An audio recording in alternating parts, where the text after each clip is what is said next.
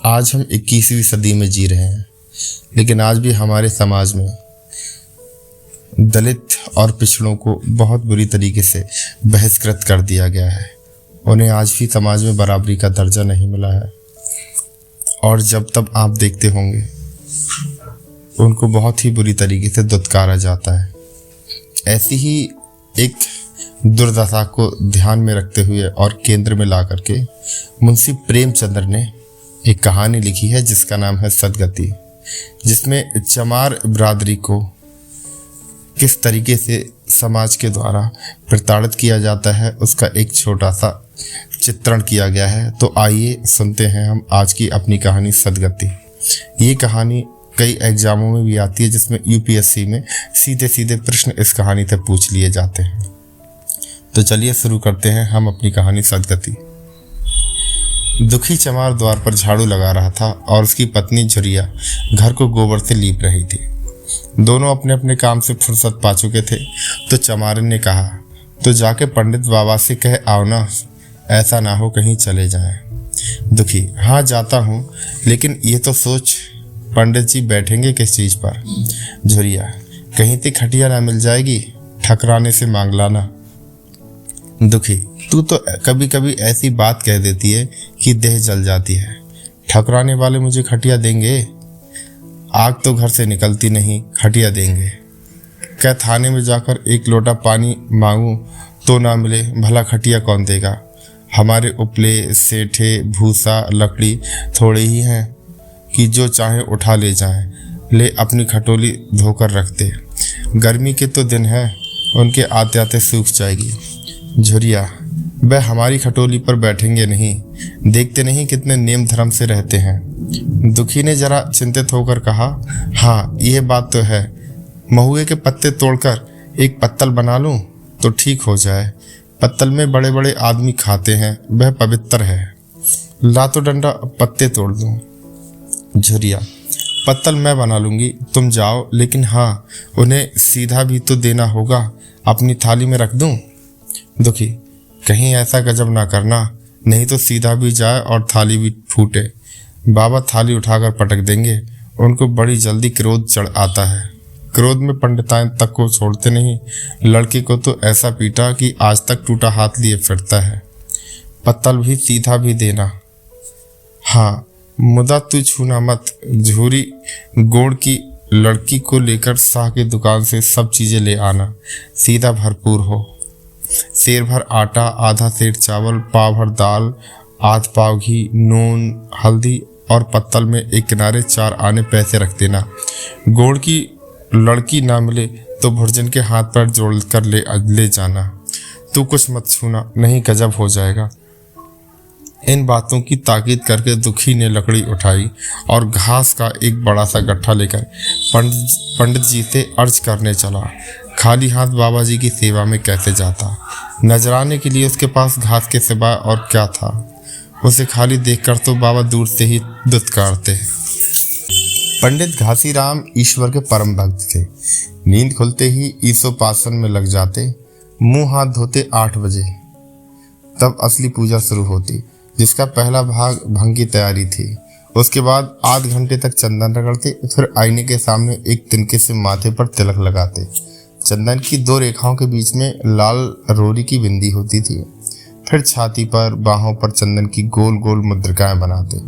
फिर ठाकुर जी की मूर्ति निकालकर उसे नहलाते, चंदन लगाते, फूल चढ़ाते, आरती करते, घंटी बजाते। 10 बजते बजते वह पूजन से उठते और भंग छान कर बाहर आते। तब तक 2-4 जजमान द्वार पर आ जाते थे। ईसोपासन का तत्काल फल मिल जाता, यही उनकी खेती थी। आज वह पूजन गृह से निकले तो देखा दुखी चमार घास का एक गट्ठा लिए बैठा है। दुखी उन्हें देखते ही उठ खड़ा हुआ और उन्हें साष्टांग दंडवत करके हाथ बांधकर खड़ा हो गया। ये तेजस्वी मूर्ति देखकर उसका हृदय श्रद्धा से परिपूर्ण हो गया था। कितनी दिव्य मूर्ति थी। छोटा सा गोल मटोल आदमी, चिकना सिर, फूले गाल, ब्रह्म तेज से प्रदीप्त आंखें। रोरी और चंदन देवताओं की प्रतिमा प्रदान कर रही थी। दुखी को देखकर श्रीमुख से बोले, आज कैसे चला रे दुखिया? दुखी ने सिर झुकाकर कहा, बिटिया की सगाई कर रहा हूँ महाराज, कुछ साइड सगुन विचारना है, कब मर्जी होगी? घासी, आज मुझे छुट्टी नहीं है। हाँ, सांझ तक आ जाऊंगा। दुखी, नहीं महाराज, जल्दी मर्जी हो जाए। सब सामान ठीक कर आया हूँ, ये घास कहाँ रख दूँ? घासी, इस गाय के सामने डाल दे और जरा झाड़ू लेकर द्वार तो साफ कर दे। ये बैठक भी कई दिन से लीपी नहीं गई, उसे भी गोबर से लीप दे। तब तक मैं भोजन कर लूँ, फिर जरा आराम करके चलूँगा। हाँ, ये लकड़ी भी चीर देना। खलिहान में 4 खांची भूसा पड़ा है, उसे भी उठा लाना और भसौली में रख देना। दुखी फौरन हुक्म की तामील करने लगा। द्वार पर झाड़ू लगाई, बैठक को गोबर से लीपा। तब 12 बज गए। पंडित जी भोजन करने चले गए। दुखी ने सुबह से कुछ नहीं खाया था, उसे भी जोर की भूख लगी, पर वहां खाने को क्या धरा था? घर से मील भर था, वहां खाने चला जाए तो पंडित जी बिगड़ जाएं। बेचारे ने भूख दबाई और लकड़ी फाड़ने लगा। लकड़ी की मोटी सी गांठ थी जिस पर हमले से पहले कितने ही भक्तों ने अपना जोर आजमा लिया था। वह उसी दमखम के साथ लोहे से लोहा लेने के लिए तैयार थी। दुखी घास छीलकर बाजार ले जाता था, लकड़ी चीरने का उसे अभ्यास ना था।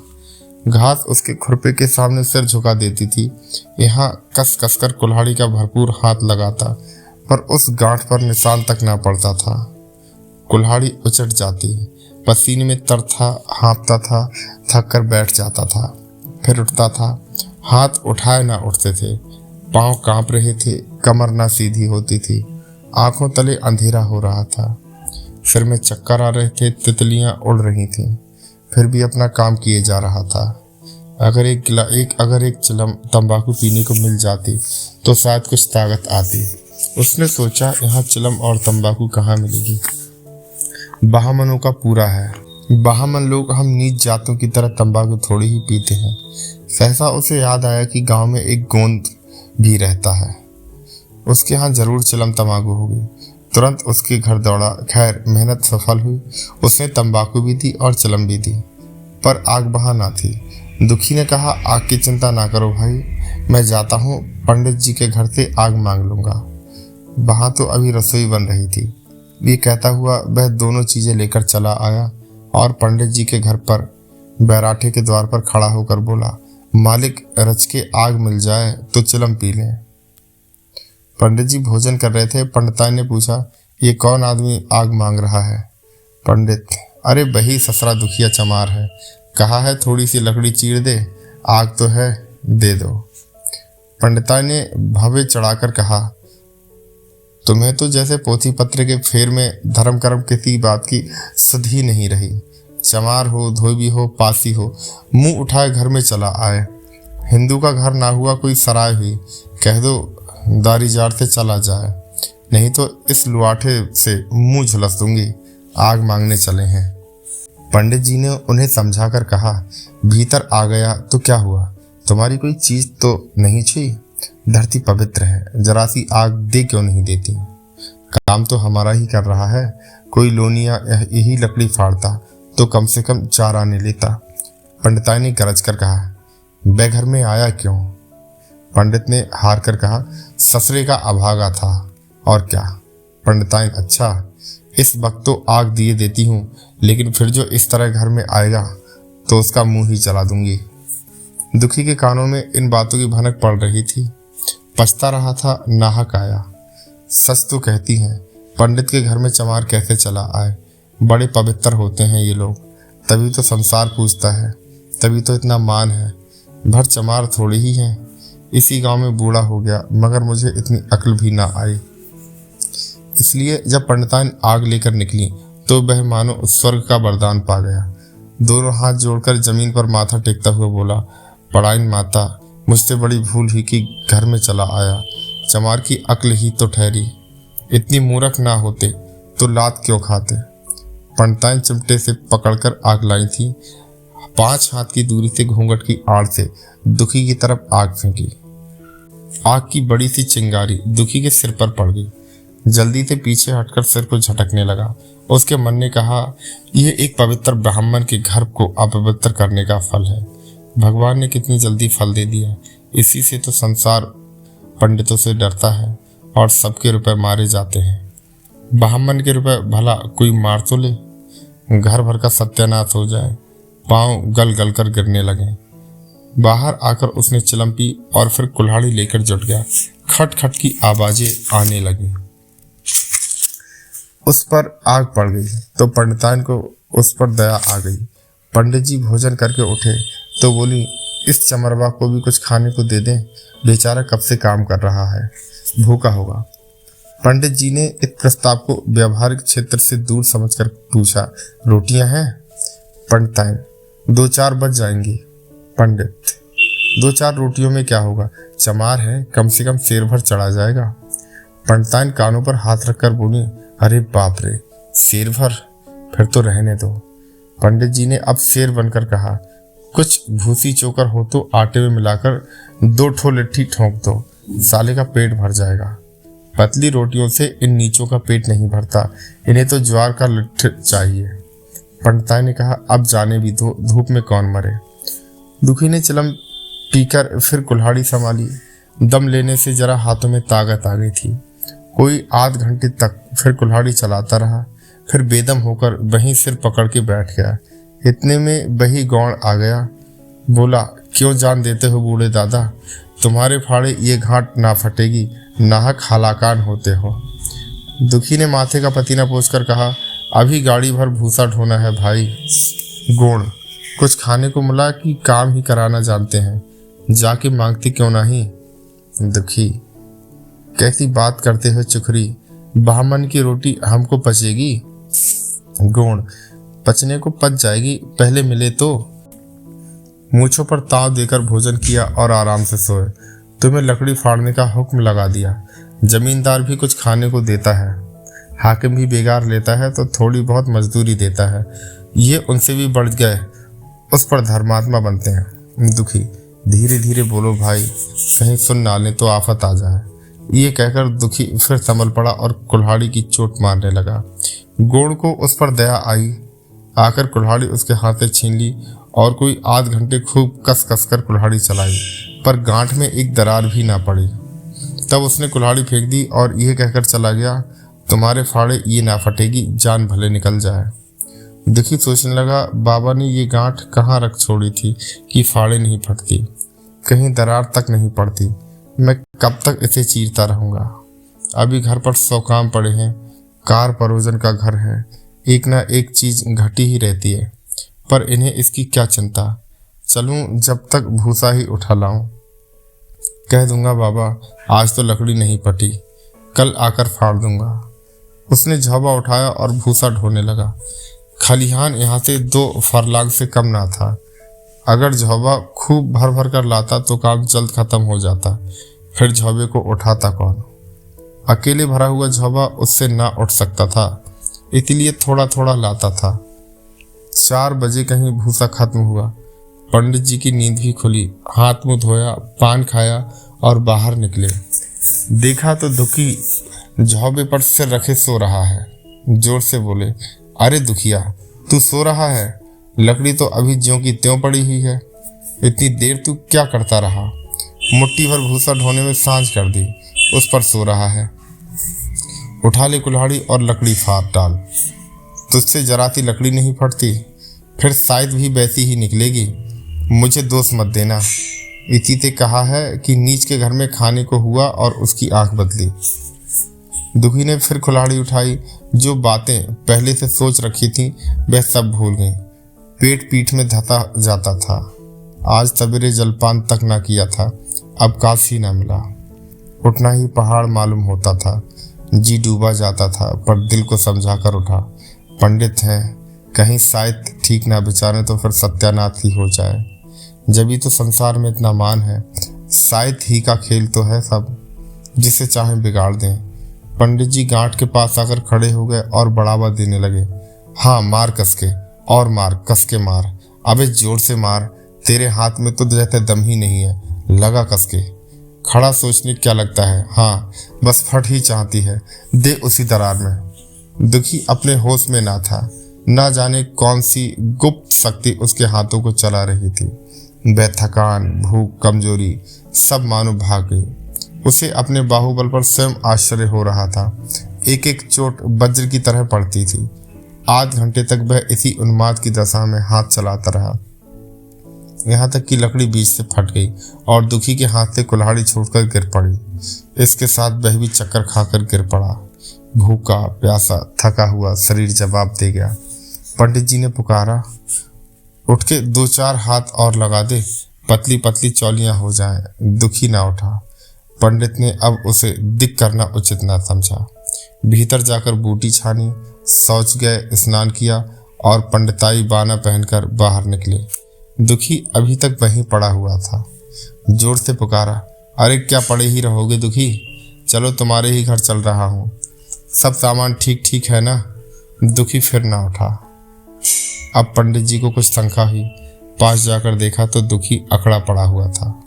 बदहवास होकर भागे और पंडिताइन से बोले, दुखिया तो लगता है मर गया। पंडिताइन हक बकाकर बोली, वह तो अभी लकड़ी चीर रहा था ना। पंडित, हाँ, लकड़ी चीरते चीरते मर गया, अब क्या होगा। पंडिताइन ने शांत होकर कहा, क्या होगा, चमरौने में कहला भेजो, मुर्दा उठा ले जाएं। एक क्षण भर में गांव में खबर हो गई। पूरे में ब्राह्मणों की बस्ती थी, केवल एक घर गोंड का था। लोगों ने इधर का रास्ता छोड़ दिया। कुएं का रास्ता उधर से ही था। पानी कैसे भरा जाए, चमार की लाश के पास से होकर पानी भरने कौन जाए। एक बुढ़िया ने पंडित जी से कहा, अब मुर्दा फेंकवाते क्यों नहीं, कोई गांव में पानी पिएगा या नहीं।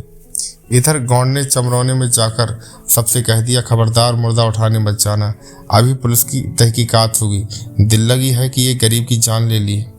पंडित जी होंगे तो अपने घर के होंगे, लाश उठाओगे तो तुम भी पकड़ जाओगे। इसके बाद ही पंडित जी पहुंचे, पर चमरौने का कोई आदमी लाश उठाने को तैयार ना था। हाँ, दुखी की स्त्री और कन्या दोनों हाय हाय करती वहां चली और पंडित जी के द्वार पर आकर सिर पीट पीट कर रोने लगी। उनके साथ 10-5 और चमारिनें थीं। कोई रोती थी, कोई समझाती थी, पर चमार एक भी ना था। पंडित जी ने चमारों को बहुत धमकाया, समझाया, मिन्नत की, पर चमारों के दिल पर पुलिस का रौब छाया हुआ था। एक भी नाम इनका। आखिर निराश होकर लौट आए। आधी रात तक रोना पीटना जारी रहा। देवताओं का सोना मुश्किल हो गया, पर लाश उठाने कोई चमार न आया। और ब्राह्मण चमार की लाश कैसे उठाते, भला ऐसा किसी शास्त्र पुराण में लिखा है, कहीं कोई दिखा दे। पंडिताई ने झुंझलाकर कहा, इन डाइनों ने तो खोपड़ी चाट डाली, सबों का गला भी नहीं पकता। पंडित ने कहा, रोने दो चुड़ैलों को, कब तक रोएंगी।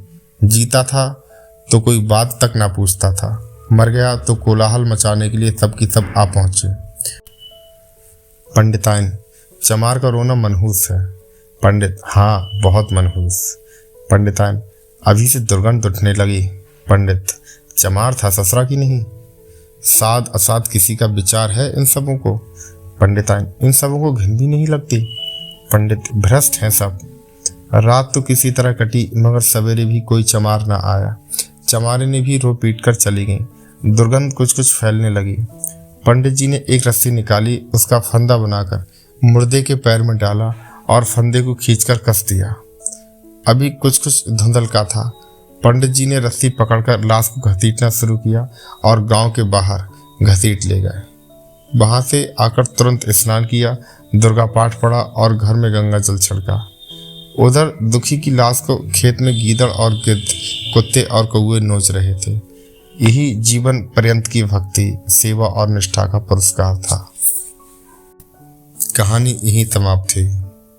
इस कहानी को सुनकर आपने महसूस किया होगा कि आज 21वीं सदी में दलितों और पिछड़ों के साथ कैसा अन्याय हो रहा है। अगर आपको हमारी कहानी पसंद आई हो तो वीडियो को लाइक, शेयर और चैनल को सब्सक्राइब जरूर करें। हम जल्द ही लौटेंगे आपके पास अगली कहानी लेकर।